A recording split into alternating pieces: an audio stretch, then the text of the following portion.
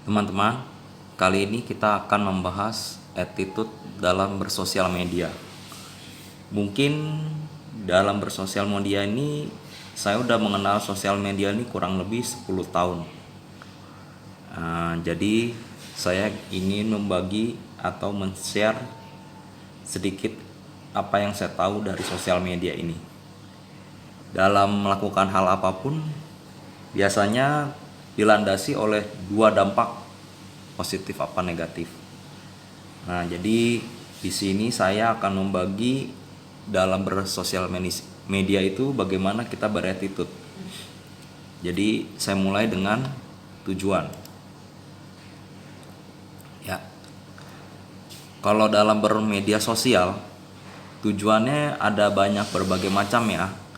Jadi ada yang mau promosi bisnis, aktualisasi diri. Aktualisasi diri ini biasanya tuh kayak kita menunjukkan bahwa prestasi kita, apa yang sudah kita dapatkan itu bisa berupa aktualisasi atau pencapaian kerja kita itu semacam aktualisasi atau prestasi kita gitu ya. Nah, kalau dokumentasi seperti saya lakukan ini, saya melakukan dokumentasi. Bisa juga saya dikategorikan melakukan share. Nah, jadi kalau saya sudah ada subscribe-nya atau follower-nya atau peserta yang mengikuti saya, nah ini saya bisa dikatakan share. Tapi sementara ini saya boleh dikatakan baru mendokumentasikan. Dan masih banyak macam lagi ya teman-teman. Ini yang hal untuk positifnya. Kalau negatifnya ya untuk penyebaran berita-berita hoax atau apapun ya. Jadi itu berupa negatifnya ya, jadi saya nggak sebutin. Nah, jadi kita udah bisa memilah ya, harapan saya itu udah bisa memilah mana yang positif, mana yang negatif. Nah, kalau dalam hal-hal positif, teman-teman tuh kalau bila udah tergerak dalam hal positif, kuncinya satu aja. Keep doing. Kerjain aja. Dan teman-teman jangan berpikiran terlalu jauh untuk mengawang-awang harus bisa mencapai subscriber atau ada AdSense atau dapat duit atau dapat profit ya. Mau teman-teman mau promosi, mau bisnis, aktualisasi diri, doing aja dulu. Lakukan action dulu. Kalau ada yang kurang nanti teman-teman perbaikin. Jadi berpikirannya tuh step by step teman-teman. Jangan berpikirannya terlalu jauh mengawang-awang. Lakukan aja dulu. Jadi sampai detik ini teman-teman kalau mau tahu, saya melakukan hal ini atas dasar pengen berbagi. Jadi nggak ada maksud untuk terlalu mengawang terlalu jauh-jauh. Jadi yang saya kerjakan itu hanya lakukan dan tanpa beban. Nah, jadi saya melakukan ini atas dasar bahwa saya tergerak untuk mendokumentasikan, siapa tahu berguna bagi teman-teman. Nah, cuma itu aja. Nah, terus yang selanjutnya, nah, filter. Kalau bermain media sosial nih teman-teman ya, teman-teman tuh harus bisa punya filter. Ya, filternya itu saya kategorikan dua lah, biar gampang kan, manfaat dan dampak. Sekarang kalau teman-teman contohnya nih, misalnya saya kan bikin YouTube ya, contohnya YouTube. Saya kan ada pernah bilang kalau teman-teman merasa ini bermanfaat atau pengen ikut saya, cukup subscribe aja kan. Kalau dirasakan bermanfaat. Nah, jadi bermanfaat ini ada faedahnya, ada dampaknya. Jadi manfaat dan dampak itu bersinergi. Jadi kalau ada manfaat, ada berdampak. Manfaat gini, misalnya saya memberikan suatu masukan bagi teman-teman, itu manfaatnya ya, manfaat dari apa yang saya share. Dampaknya teman-teman begitu dengar informasi yang saya berikan, teman-teman itu bisa mengaplikasikannya terus cocok gitu. Nah, ada gunanya juga yang saya bagikan ke teman-teman. Ya, jadi kalau mau filter, mau istilahnya mau mengikuti suatu media sosial itu teman-teman, cobalah berpikirnya manfaat dan dampaknya ya. Jadi selain kita mau cari hiburan, mau cari apapun, yaitu manfaat dan dampaknya harus kita perhatikan. Oke. Nah, ini soal masalah ini mungkin teman-teman masih tabu ya. Kan ada yang bilang, "Oh, kenapa sih kok orang itu blok saya atau mute saya gitu ya?" Jadi gini teman-teman. Sosial media itu ibarat katanya nanti akan saya bicarakan ya teman-teman. Intinya tuh seperti macam pikiran kita. Anggap aja seperti itu ya. Jadi kita boleh kok, nggak ada aturannya harus, oh kita nggak boleh loh, nggak boleh ngeblok orang ini, nggak enak, atau kita nggak boleh jangan unmute. Jadi blok atau mute itu bisa berbagai macam ya, tapi yang saya rangkum ini contohnya nih, misalnya kenapa kita mute atau blok orang itu ya. Jadi atau kita di blok atau di mute juga bisa juga ya. Jadi tetap walaupun kita bisa ngeblok atau mute, tapi kita juga bisa di blok atau di mute. Nah ini biasanya tuh kalau teman-teman mau tahu, ini saya rangkum aja ya. Menurut pendapat saya tuh biasanya di blok atau di mute itu gara-garanya tuh negatif post. Jadi postingan yang negatif atau memberi kabar buruk. Jadi yang kabarnya tuh yang bikin otak tuh keruh mulu, isinya sampah lah gitu. Nah terus atau juga sarkasme atau berisi postingan-postingannya yang kasar atau kayak yang militan gitu ya. Jadi kayak yang semacam ajakan yang kayak anarkis atau apa gitulah ya. Spam itu yang enggak aja gitu, disposting terus gitu. Nah itu jadi orang juga lama-lama ilfeel gitu kan, akhirnya di block atau di mute gitu. Bad sosial atau bad impact, nggak ada gunanya nih, kayaknya nggak ada impactnya ya, bikin hati kita juga keruh ya, dan lain-lain. Banyak lagi teman-teman ya, ini saya rangkum cuma sedikit aja. Jadi kalau di blog itu udah pasti teman-teman mau masuk ke kirim sesuatu ke dia tuh udah nggak mungkin bisa. Tapi kalau di mute teman-teman masih bisa kirim, tapi nggak ada kayak petanda bahwa teman-teman udah kirim ke dia. Nah cuma yang sampai saat ini saya nggak pernah lakukan adalah report spam. Nah jadi saya pernah ngeblok atau nge-mute, tapi saya nggak pernah nge-report spam. Kenapa? Nah itu saya masih ada berpikiran istilahnya nggak usah lah ya kan, itu nggak perlu gitu loh sampai report spam. Kenapa? Ya nggak perlu aja, kita dengan kita ngeblok atau nge-mute udah selesai gitu loh ya kan. Jadi kita nggak perlu terlalu berkepanjangan. Nah itu menurut saya ya. Terus yang paling gampang tuh apa sih? Kita sendiri loh yang kontrol itu semua diri kita sendiri. Mau itu bad news, good news, hoax atau apapun, itu diri kita sendiri. Jadi kita nggak boleh nyalain orang lain gitu loh. Mau kita dapatnya berita yang bagus, berita yang buruk, itu diri kita sendiri. Terus ada teman-teman yang bilang kayak gini, ih gua mah kalau dapet berita laporan dari dia mah hoax mulu misalnya ya kan. Nah itu beberapa tuh saya sering dengar nih selama PSBB tuh, ih hoax ya. Nah gini teman-teman, kalau saya mau ngomong agak sedikit cepatnya gini, teman-teman punya handphone atau gadget, yang punya siapa? Diri sendiri kan, bukan orang lain kan, ya kan. Walaupun suami dan istri pasti punya sendiri-sendiri saya yakin, karena gadget itu juga dibilang barang mewah sekali sekarang udah enggak ya. Nah jadi teman-teman kalau dapat berita sesuatu yang hoax, yang menurut teman-teman hoax ya, jadi yang teman-teman lakukan itu menfilternya atau mengontrolnya itu diri sendiri, bukan nyalain orang lain. Udah tahu teman-teman hoax, teman-teman percaya, teman-teman share, teman-teman masih bisa istilahnya mendiskusikan, yang salah siapa? Diri sendiri ya kan. Jadi teman-teman kalau mau apapun ya di dalam media sosial itu, yang teman-teman harus kontrol itu diri sendiri. Nah diri sendiri tuh nggak cuma berita dalam berposting, dalam kita menanggapi dan merespon, ya kan? Itu diri sendiri. Contoh teman-teman, saya kalau mau posting itu kadang-kadang ada yang saya keep, ada yang saya nggak keep.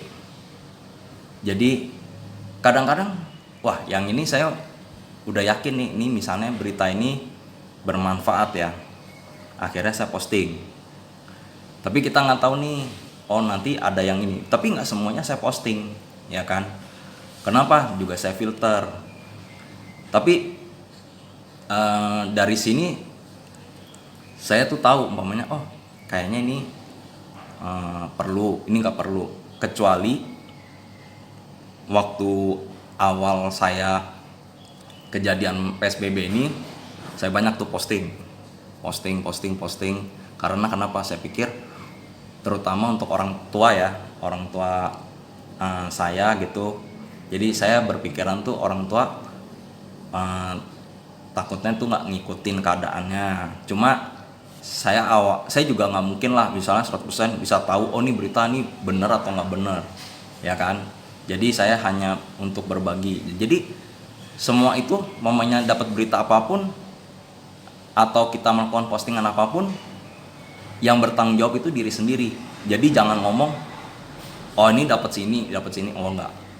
Semua teman-teman yang teman-teman lakukan di media sosial itu sebetulnya teman-teman harus bisa mempertanggungjawabkan pada diri sendiri. Jadi jangan menyalahkan orang lain, karena apapun yang teman-teman lakukan itu sebetulnya diri sendiri. Nah, jadi di sini makanya saya kasih slideshow-nya itu saya kasih warnanya beda ya. Ini kuncinya. Teman-teman ingat ya, sosial media itu adalah diri sendiri. Kontrolnya diri sendiri, bukan dari media sosial. Mau teman-teman, misalnya teman-teman nih nggak mau dengerin ajaran yang kurang berdampak bagus lah, teman-teman masih kepo nih, walaupun teman-teman udah bilang wah nggak mau nih ikutin channel ini, tapi teman-teman masih penasaran. Nah yang salah siapa? Walaupun udah difilter sama diri sendiri kan kadang-kadang masih penasaran, pengen coba-coba. Nah yang salah diri sendiri.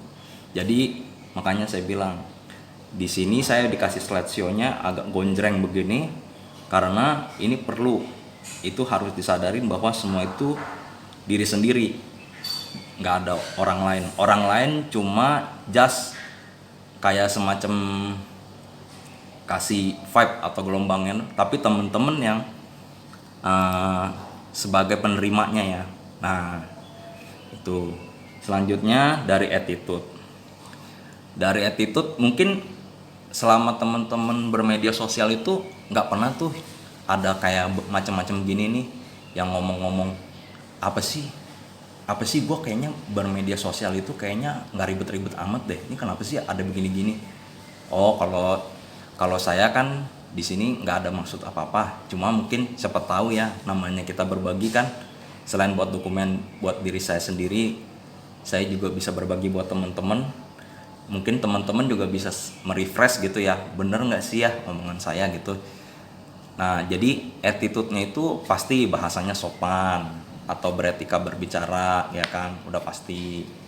Terus kalau ada masalah nih teman-teman nih, apalagi di grup-grup gitu loh, nah diselesaikannya tuh secara personal, di japri atau bertatap muka langsung. Jadi jangan di grup itu aturan kita bermasalah sama si A, terus kita ngomongnya lewat dari grup, akhirnya dari grup itu juga nggak enak kan, ya nggak. Jadi istilahnya kayak agak gimana gitu. Nah terus kalau kita mau bermedia sosial itu di grup atau dimanapun, di istilahnya di komunitas itu, coba kita sadar betul audiens atau lawan bicara kita siapa. Jadi kita harus bisa menempatkan diri kita. Misalnya kita ngomong sama keluarga, mungkin kalau dalam kita ngomong sama keluarga bahasa yang sehari-hari kita keluar nggak apa-apa, ya kan, tapi tetap sopan gitu. Nah itu nggak apa-apa. Tapi kalau kita udah ngomongnya sama misalnya sama mitra kerja atau istilahnya tuh semacam orang yang formal ya kita ikutin bahasanya yang formal. Jadi ya pinter-pinter temen-temen menempatkan diri ya. Jadi di sini. Nah kalau yang biasanya keempat ini, yang biasanya nggak mungkin, yang beberapa orang tuh bilang nggak ada masalah kok kalau begini. Eh, media sosial gua kok, pikiran gua nggak ada urusan kok. Nah jadi yang keempat ini menurut saya perlu temen-temen ibarat katanya mau masuk perusahaan atau melamar kerja, masuknya itu baik-baik, keluarnya baik-baik juga teman-teman. Nah ini yang saya bahas keempat ini, misalnya teman-teman ikut komunitas ya, misalnya kayak ikut komunitas motor atau komunitas finansial yang ngebahas masalah keuangan, misalnya di Telegram atau di WhatsApp gitu. Terus tiba-tiba nih teman-teman mau keluar nih dari grup, kayaknya nggak berfaedah. Kalau di grupnya itu isinya orang-orang yang teman-teman nggak kenal, cuma just komunitas yang nggak ada kedekatannya, sok nggak apa-apa keluar aja. Toh juga nggak ada masalah apa-apa kan, nggak ada istilahnya yang kayak sampai berdebat huru hara kayak gimana dalam bermedia sosial itu. Sok keluar aja nggak apa-apa. Tapi kalau udah dari keluarga atau saudara atau apapun yang ada kedekatan, ada hubungan secara ikatan, nah tuh temen-temen baiknya tuh kalau mau keluar tuh ngomong, gue mau keluar lo, kenapa ya gue mau keluar ya, begini gini, gini. Nah jadinya kan enak.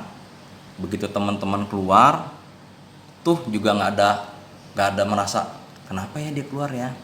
Nah jadi terus juga istilahnya kita keluar dengan ada perasaan baik-baik. Jadi teman-teman tuh nggak boleh berpikiran gue keluar aja, dilihat dulu bagaimana. Itu sebetulnya bisa dikategorikan yang ketiga ya, penempatan diri audiens atau lawan bicara. Kita udah tahu nih lawan bicara kita, umpamanya saya dulu masuk di dalam grup keluarga besar dari orang tua mama saya. Kenapa saya keluar? Memang saya keluar itu tidak ngomong, tapi saya juga nggak ada problem ya. Satu, saya nggak ada problem. Yang kedua, dalam grup itu saya tuh nggak pernah gimana ya, bukan nggak ada kedekatan ya. Kayaknya kalau saya keluar, saya juga istilahnya nggak begitu itu. Nah jadi istilahnya, tapi tetap begitu saya keluar, saya kayaknya ada ngomong ke beberapa orang. Jadi yang sebagai adminnya, jadi istilahnya saya kelonowon dulu, nih saya mau keluar ya, tapi saya ada masukin nomor satu lagi. Nah jadi keluarnya saya bukan keluar cus hilang begitu aja, tapi saya mau mengganti nomor saya. Jadi yang nomor saya satunya lagi saya masukin ke grup keluarga, yang satunya lagi saya keluarin, karena yang nomor satunya lagi itu nomor untuk saya berbisnis atau usaha. Nah jadi saya kan mau ya untuk keluarga, untuk berbisnis. Nah jadi akhirnya saya dulu ada semacam alasan untuk keluarnya ya. Nah terus kalau dalam bermedia sosial itu jangan mau menang sendiri. Saya ada ya ikut dalam komunitas lah saya sebut ya, yang dari semua peserta ini melulu yang ngomong. Saya pikir nih admin, totonya bukan peserta. Dari cara ngomongnya tuh ngegas mulu, seakan-akan kayak waduh ini paling ininya the rule of the community gitu. Tapi pas saya teliti lagi, bahasanya kok nggak enak, ngomongnya kayak kurang gimana gitu kan. Oh saya udah tahu ini istilahnya dia mau menang sendiri. Nah kalau ketemu orang-orang yang mau menang sendiri ini teman-teman ya, di grup itu kuncinya cuma satu, udah deh cuekin aja deh, nggak usah pusing-pusing ya kan. Yang penting kita nggak ada masalah sama dia mau gimana itu mah terserah dia ya, namanya diri dia sendiri ya, media sosialnya dia sendiri. jangan jangan dibahas lagi. Ya, dia ya teman-teman, kalau di attitude itu yang saya bahas attitude ini bahasanya tuh sopan atau beretika. Jadi biasalah teman-teman ya, mau di media sosial atau kita dalam bergaul, pasti kalau pengen kita diterima dengan baik, kita harus memperlakukan orang lain itu dengan baik dulu, baru kita bisa diperlakukan orang dengan baik. Jadi kalau kita nggak respect sama orang lain, nggak mungkin kita direspect juga sama orang lain. Jadi ada yang bilang respect apa sih? Hormat. Atau kita gila hormat? Oh enggak. Jadi kalau teman-teman respect itu perlu. Contoh nih, teman-teman kalau nggak respect sama orang itu, orang lain itu ada atau nggak ada juga nggak peduli kok. Dia mau ngomong apa, dia juga nggak pusing kok. Nah ini berarti tanda-tanda orang itu udah nggak respect sama orang itu. Jadi kalau teman-teman direspect sama orang lain, bagus. Berarti dia masih menyadari bahwa teman-teman tuh ada. Kalau udah nggak ada respect, wah berarti udahlah, nggak usah lah ya, istilahnya nggak usah kita pedulikan lah gitu. Jadi kalau memang teman-teman ngomong respect, bukan berarti kita gila hormat. Kalau gila hormat tuh beda lagi. Jadi gila hormat itu semacam orang yang mau menunjukkan sesuatu yang pengen dipuja-puja, nah mungkin itu orang gila hormat. Jadi kalau dalam balik lagi ya, kalau dalam bahasa sopan atau beretika itu umum.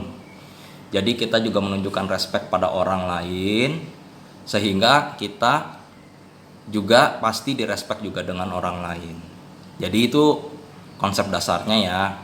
Nah terus kedua nih, kalau ada masalah apapun dalam media sosial atau di grup atau sebagai kita di komunitas, kalau ada masalah personal itu ada baiknya itu japri atau istilahnya bicara secara personal, atau di chat secara pribadi, atau diselesaikan secara empat mata.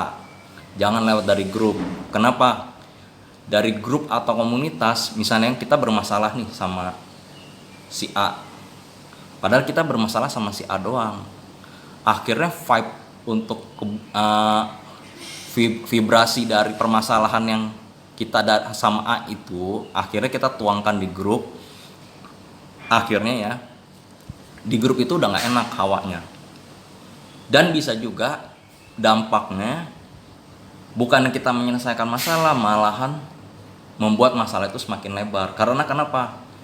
Ya orang kan banyak macam karakternya ya, dan kita nggak tahu ya, maksudnya ada yang kayak gimana ya. Jadi ada baiknya kita selesaikan secara baik-baik, secara personal ya, intinya seperti itu.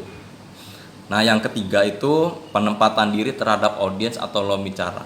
Kita harus tahu nih teman-teman nih, lawan bicara kita siapa nih. Kalau lawan bicara kita orang yang lebih tua, ya coba kita pakai cara seperti ini. Kalau kita bicaranya amanah muda, ya kita bisa agak gimana. Nah jadi kita harus tahu nih lawan bicara kita siapa nih. Jadi jangan sembarangan kita ngomong kita ngerti, orang lain nggak ngerti. Jadi harus tahu nih lawan bicaranya siapa. Nah yang keempat nih, yang teman-teman yang biasanya mungkin nggak begitu, kayaknya gue nggak ada masalah deh, gue mau keluar apa nggak keluar deh, nggak peduli deh, kayaknya hidup mah suka-suka gue deh. Ya teman-teman kalau mau ngomong begitu tergantung dulu ya. Kalau menurut saya kedekatan dengan lawan bicara kita seperti apa, atau komunitas itu seperti apa. Nah kalau misalnya kayak saya nih, saya kan ada ikut berapa macam grup. Dari grup finansial, dari grup investasi, dari grup keluarga. Jadi kalau dari grup keluarga nih, saya dulu ada ikut grup keluarga dari orang tua saya. Kan isinya nih keluarga, jadi ada hubungan dekat gitu. Terus saya mau keluar nih, saya lihat itu adminnya kan saudara saya sendiri ya teman-teman ya. Jadi saya itu sebentar ya. Jadi saya itu memberitahu alasan saya kenapa saya keluar. Jadi saya ada nomor bisnis sama nomor untuk keluarga. Jadi saya akhirnya switch nih antara dari nomor bisnis ke nomor keluarga. Nah, akhirnya saya keluar, tapi saya masukin lagi nomor yang satu. Selama teman-teman ada kedekatan, teman-teman harus memberitahu alasannya kenapa kita keluar. Jadi kayak teman-teman mau keluar atau masuk juga ada semacam etika tuh, istilahnya masuk baik-baik, keluar pun baik-baik, disertai dengan alasannya, ya kan. Jadi kalau kita ngomong baik-baik, pasti juga orang juga nganggap kita tuh juga pasti baik gitu loh, walaupun kita keluar dari grup itu. Kecuali nih grup itu kita istilahnya ya kita cuma sebagai peserta, ya istilahnya tuh kita juga istilahnya nggak ada kedekatan. Mungkin kalau kita keluar nggak bermasalah teman-teman, ya kan. Jadi atau kita follow artis di Instagram, tiba-tiba kita unfollow, ya kan. Nah itu nggak jadi masalah. Tapi kalau kita ada umpamanya kita follow teman kita nih, teman dekat lagi malahan di Instagram contohnya, tiba-tiba kita unfollow. Nah kita jangan begitu teman-teman. Kenapa? Kita bisa melukai hati dia, berarti sama aja kita nggak respect sama dia, ya kan. Coba teman-teman beritahu dia secara personal, bro, gue unfollow lu bro, kenapa? Gini, ya kan. Kecuali ada masalah berat yang istilahnya sebagai followernya dia tahu kalau kita ada bermasalah sama dia. Misalnya tiba-tiba dalam berbisnis, maaf ya, bagi teman-teman saya tuh ini nggak ada contoh di saya ya, ini cuma istilahnya sebagai contoh aja, tapi bukan realitanya, nggak ada teman-teman. Kebetulan puji Tuhan sampai saat ini teman-teman saya tidak ada melakukan seperti itu. Jadi misalnya teman saya ada berbisnis dengan teman saya, tapi teman saya melakukan cheating atau kecurangan. Akhirnya penyelesaiannya semacam istilahnya ya udahlah, daripada saya pusing ribut sama dia, ya udah deh gua unfollow dia. Nah itu lain lagi ceritanya. Jadi keluar dari semacam grup, ya kan. Itu nggak perlu izin juga nggak apa-apa, ya walaupun kita ada kedekatan. Nah tapi kan karena ada gonjang-ganjing permasalahan, pasti udah tau lah dia, ya kan. Jadi nggak perlu sampai kayak terlalu gimana. Tapi kalau nggak ada masalah, nggak ada huru hara, tiba-tiba udah keluar, nah itu yang saya mau tekenin pada teman-teman. Dalam bermedia sosial itu tetap harus ada etikanya, walaupun nih nggak ada manual booknya, nggak ada textbooknya, harus begini harus begitu, nggak ada pendidikannya, nggak ada. Itu cuma istilahnya ya lu sadar diri lu sendirilah, ya kan, bermedia sosial itu kayak gimana. Nanti nih ada lagi nih slide-nya, kenapa saya bilang bermedia sosial itu harus sadar diri juga. Nah itu ada. Terus yang ke selanjutnya nih, jangan mau menang sendiri atau ego. Nah kalau menghadapin orang yang ego nih, mau menang sendiri, padahal kita di grup nih, kita jadi rule man-nya nih misalnya, atau orang itu jadi rule man-nya, tapi ngomongnya kayak istilahnya kayak orang hakim gitu, tukang ngadilin gini. Nah, itu udah ciri-ciri orang ego. Kalau kita nggak ada kedekatan di grup itu, lebih baik kita diam. Kalau kita masih mau ikut grup itu, nggak usah komen, nggak usah timpalin, diem aja. Yang penting kita nggak ada urusan sama orang itu, that's it, ya kan. Nah itu cara yang teknik menghindarnya. Tapi kalau dia nimpalinnya ke kita, ya kan, terus kayaknya ngomongnya nyelekit, nah tinggal teman-teman harus pinter-pinter nih kontrol diri. Kita counter timbul masalah apa kita diem? Nah itu teman-teman harus sadarin dua itu dulu. Toh kita di counter dia di chat begitu nggak ada kok, kita nggak ada berdarah-darahnya kan, cuma ngomong begitu doang kan, ya nggak. Misalnya teman kita komunitasnya ada 1000, yang rese cuma 1, ya udah cuek aja ya kan. Nah, jadi itulah semacam orang-orang kayak gitu mah nggak perlu kita pusingin lah. Toh juga dia nggak tahu kita juga nggak tahu dia ya kan. Nah cuma mungkin dia ada masalah kali ya kan, kita nggak tahu kan. Nah ya udah kita skip lah intinya. Kalau orang-orang kayak gitu udah skip aja lah ya. Nah ini yang satunya lagi itu yang tadi saya jelasin, tetap jaga emosi. Apalagi di grup nih ya kan, kita ribut-ribut di grup kayak gitu kan. Misalnya grupnya itu juga isinya sampai ada 1000 orang, walaupun kita yang benar kita juga ikut malu kan. Waduh jadi ribut nih, apalagi kita udah pasang di PP kita ada foto wajah kita lagi. Waduh. Dan mungkin orang kan punya pandangan beda-beda ya. Ada yang mikirnya wah kita salah, ada yang mikir dia benar, ada yang nggak tahu duduk permasalahannya atau gimana ya kan. Tetap harus jaga emosi. Jadi itu termasuk attitude ya teman-teman ya. Ini nggak ada textbooknya, cuma saya bagi kenapa, biarin istilahnya tuh ke depan kalau ada yang main media sosial itu ngerti gitu istilahnya.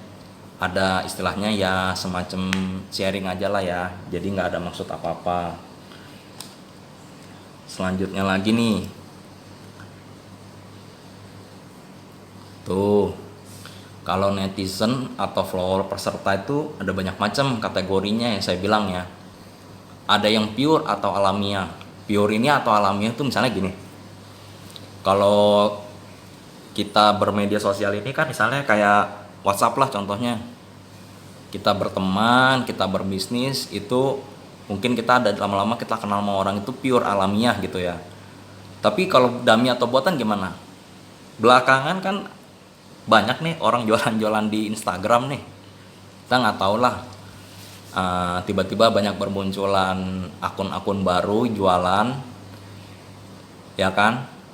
Ini cuma semacam cerita aja ya. Jadi kita juga udah tahu lah, bukan hal rahasia lah. Sekarang follower juga atau peserta itu bisa dibeli gitu loh ya. Jadi orang kan punya banyak motivasi berbeda-beda ya dalam bermedia sosial ya. Jadi ada yang menurut saya ya kategorinya tuh ada yang pure, benar-benar berteman, walaupun followernya banyak itu benar-benar follower yang walaupun dia nggak kenal orang itu, dia benar-benar yang follower itu memang mau ngikutin cerita di media sosial kita. Itu namanya pure ya. Atau ada hubungan saudara atau apa, itu namanya pure ya kan.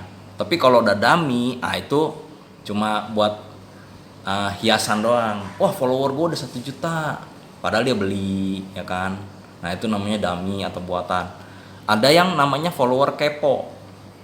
Nah kepo udah tahu dong. Yang penting, gue udah tahu nih dia begini-gini nih, tukang kepo. Namanya kepo, ya pengen tahu aja. Namanya orang kepo. Nah ya kan, follower itu banyak macam teman-teman. Teman-teman nggak, sebetulnya sih klasifikasinya sih banyak ya mungkin ya.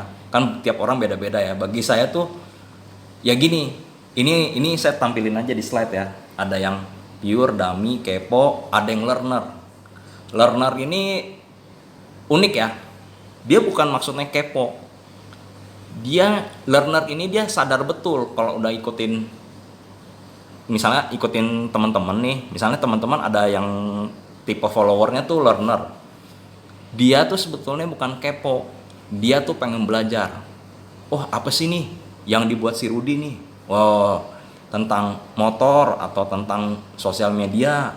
Nah dia merasa betul nih ada dampak nih, ada impact bagus buat dia, makanya dia jadi learner. Nah dia tuh learner itu biasanya itu dia males apa, dia belum tentu mau ini loh, bukan males ya, sorry, dia belum tentu mau komen. Dia mau dengar tapi dia ikutin bukan maksudnya ikutin gimana ya, maksudnya istilahnya dia merasakan ada dampak gitu, ada manfaat gitu. Jadi makanya dia mau belajar, oh dia ikutin, saya ikut si financial planner ini, apa sih pengetahuannya, ya kan, dia mau belajar nih, nuntut ilmu lah istilahnya, ya kan, merasakan manfaat betul. Nah itu bagus bener tuh kalau yang tipenya learner. Nah ya kan, ada juga yang silent itu intinya tuh ngendep kepo sih enggak, cuma ya udah deh gitu, ikutin aja ya kan, cuma sebagai pengikut doang, cuma ya mau dia ada apa juga bodo amat deh ya. Nah yang penting cuma ngikut doang, itu namanya tipe silent. Kalau yang bedanya silent sama learner gini, learner itu dia bisa komen asal dia pikir perlu. Kalau silent udah nggak bakalan komen, dia diem aja. Nah itu namanya udah silent ya kan, udah cuma oh ya udah deh kayak gitu. Tapi dia juga bukan kepo, ya udah cuma gitu doang gitu loh. Namanya dia mungkin dasarnya ngefan gitu ya kan namanya, tapi dia juga nggak rese gitu. Nah ya kan gitu. Balik lagi soal dummy atau buatan. Kalau menurut saya ini semacam netizen dummy atau follower itu apapun dah sekarang dalam hidup ya, intinya tuh bisa dibuat-buat gitu ya kan, ada drama-dramanya gitu, semacamnya bisa di setting lah gitu. Jadi kalau mau punya netizen atau follower dummy, yang ngerasain tuh sebetulnya diri sendiri loh teman-teman. Kalau punya yang dummy begini, teman-teman juga bakal ngerasa hampa. Apa iya nih ini follower gua nih yang bener nih, ya kan? Nah itu ya semua balik lagi lah ke diri sendiri ya teman-teman ya, soal dummy ini ya. Oke, selanjutnya, nah kalau bermedia sosial ini ada dua menurut saya nih, kalau untuk menunjukkan siapa diri kita nih. Satu dari postingan, dua dari view-nya kita, atau kita follow siapa. Kalau kita postingnya pakai bahasa yang kurang baik, itu bisa menunjukkan pada diri kita. Atau di media sosial kita sering ribut, nah itu bisa menunjukkan siapa diri kita. Atau kita sering bikin konten-konten, ya kan, kayak saya nih bikin konten, misalnya konten saya nih intinya tuh alay, mungkin nanti orang bakalan yang udah ngikut kita atau tahu kita bisa punya bayangan atau kita punya image di mereka itu kita tuh alay. Nah jangan heran, karena kenapa? Kita postingin alay, videonya alay, konten kita alay, ya gitu. Atau kita kalau dalam bermedia sosial gini, dikit-dikit si ini gini-gini nih, si gini. Itu namanya orang tukang ngomongin orang atau mulutnya lemes, ya kan? Nah itu bisa menunjukkan diri kita loh teman-teman loh. Jadi bermedia sosial ini nggak cuma masalah di YouTube, di Instagram, di Telegram, di WhatsApp, dimanapun. Jadi namanya media sosial tuh Facebook, Instagram, apapun ya teman-teman ya. Sebentar, kertas saya jatuh nih. Sebentar.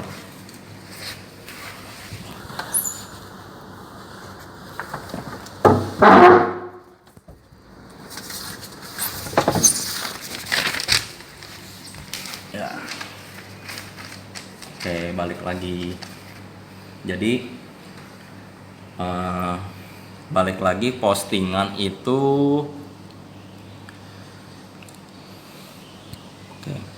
postingan itu mencerminkan diri kita. Nah ini kalau view menurut saya tuh kayak semacam kita follow. Kan teman-teman nih kalau anggap aja kita main Instagram lah ya, kita bisa lihat nih kita follow siapa, bukan kita yang di follow ya, kita follow siapa gitu. Nah kalau kita follow-nya tuh orang-orang yang bagus ya, ini cuma prinsip aja ya teman-teman ya, saya nggak bilang begitu ya. kita posting yang bagus nih, ibarat katanya kita merpati lah, anggap aja. Pasti ketemu teman-temannya apa? Merpati kan. Nah yang di belakang kita nih, yang ikut kita nih, misalnya ada yang simpatik sama kita atau mau ngikut kita, pasti merpati juga. Coba kalau kita burung hantu, ya kan, ketemunya apa? Burung hantu juga kan. Nah jadi yang ngikutin burung hantu juga. Dimana kita bergabung berlingkungan itu, ya burung hantu ketemu burung hantu, nggak mungkin burung hantu ketemu merpati. Nah jadi udah deh, kalau ngomongin diri sendiri itu ya balik lagi ya. Jadi intinya apa yang kita lakukan di media sosial itu ya akan berbalik pada diri kita sendiri. Dari kita posting, kita follow, kita melihat, ya kan, semua impactnya pada diri kita sendiri. Jadi balik lagi ya kata teman-teman ya, tadi ada slide yang gonjreng. Saya bilang kan kontrol itu yang pegang diri sendiri. Jadi kuncinya itu diri sendiri. Nggak ada bilang, waduh gara-gara si Anu, bukan. Itu diri kita sendiri, bukan orang lain. Ingat, bermedia sosial itu kuncinya itu diri kita sendiri. Jangan menyalahkan orang lain. Apa yang kita lihat, apa yang kita dengar, apa yang kita ikutin, apa yang kita posting, atau apa yang kita upload, semuanya harus kita tahu dan sadar betul itu berawal dari diri sendiri. Ya kan? Sekarang banyak nih kejadian nih yang ditangkap lah, nanti ada kejadian minta maaf. Ya kita nggak boleh ngejudge mereka ya. Mungkin ada kekhilafan atau apa, kita nggak tahu ya. Cuma ya itulah buat bahan pelajaran kita. Kita harus sadar betul bahwa semuanya itu akan kita pertanggungjawabkan pada diri kita sendiri. Terutama pada diri kita sendiri dulu teman-teman, bukan orang lain. Sekalipun kita dihujat orang lain, tapi sebetulnya yang paling merasakan pasti diri kita sendiri. Ya kan? Akhirnya mungkin ada beberapa yang sampai nangis-nangis kan, minta maaf. Ya mungkin dia sadar betul bahwa apa yang dia lakukan itu salah. Tapi di sini saya nggak ada maksud untuk menjudge ya. Ini cuma sebagai teman-teman tuh jadi ada gambaran sedikit. Kok orang itu bisa sampai nangis ya? Menurut saya mungkin dia juga ada semacam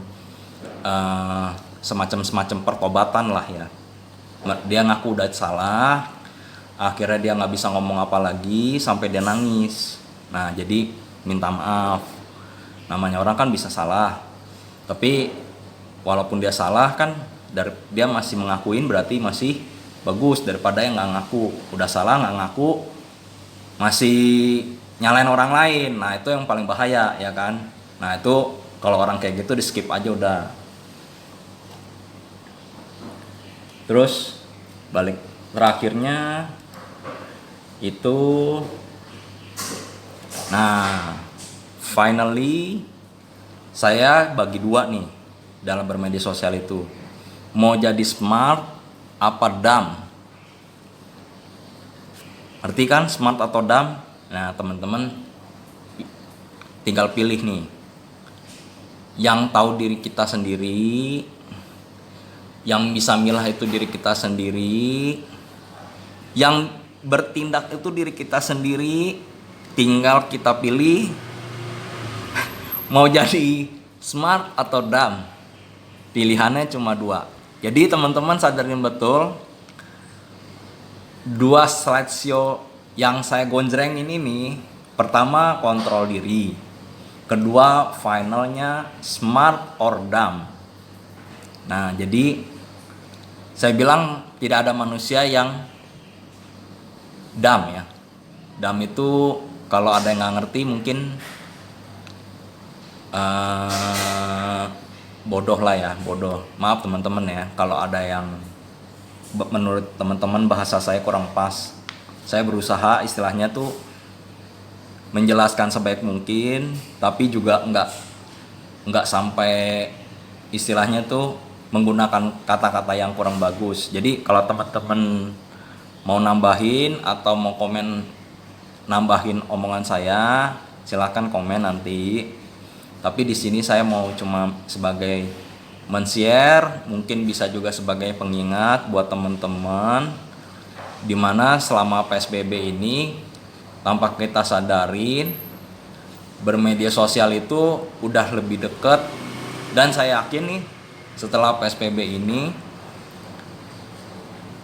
media sosial itu udah sebagai penggerak lah ya, udah sebagai penggerak kita untuk berbisnis atau apapun. Jadi kemungkinan besar ini sosial media pasti lebih impactnya lebih banyak gitu loh. Ya kita udah sadarin kan, kayak seperti rapat aja sekarang udah rata, raker di pemerintahan aja udah pakai sosial media. Jadi ya teman-teman udah lihatlah dampaknya ke depan. Jadi di sini kita harus sadar betul sosial media itu adalah cerminan dari diri kita sendiri.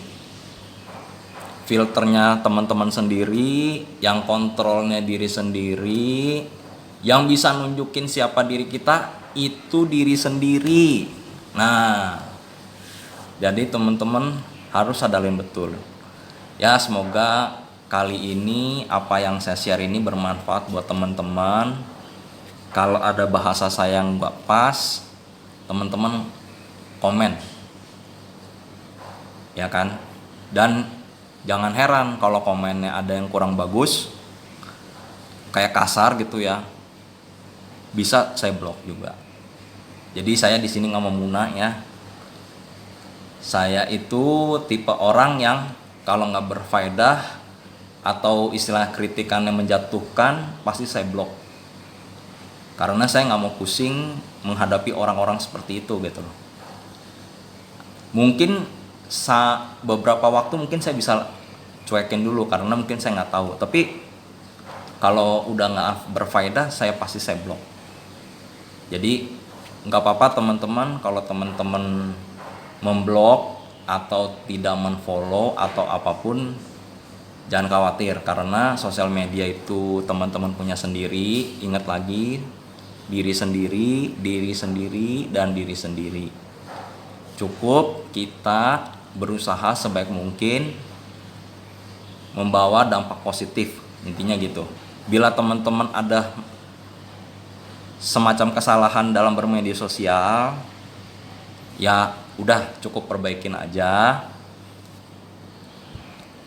Tinggal teman-teman aplikasikan di hari yang baru atau waktu nih, 1 detik ini kan abis ini beda lagi nih waktunya nih.